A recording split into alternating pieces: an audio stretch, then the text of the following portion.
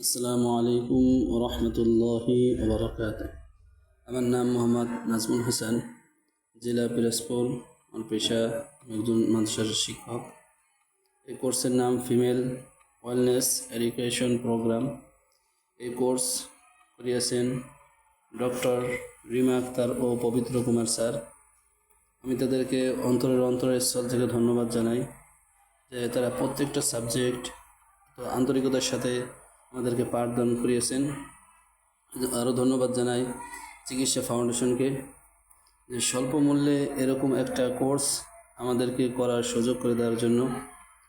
আমি আজকে কথা বলতে চাই পিসিওএস নিয়ে।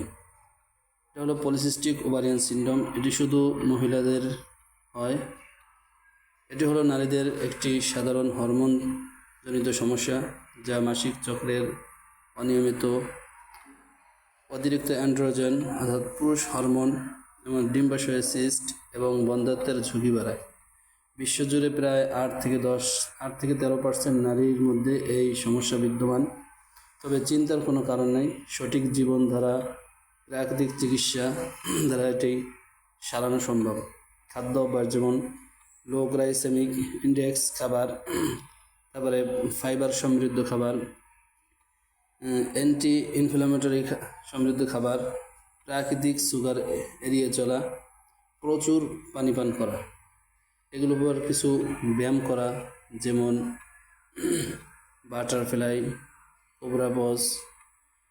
এই সমস্ত ব্যায়াম করলে আস্তে আস্তে এগুলো নিরাময় হওয়া সম্ভব। এই পর্যন্তই আমার কথা শেষ। সবাই ভালো থাকবেন, দোয়া করবেন। আসসালামু আলাইকুম রহমতুল্লাহি ওয়া বারাকাতুহু।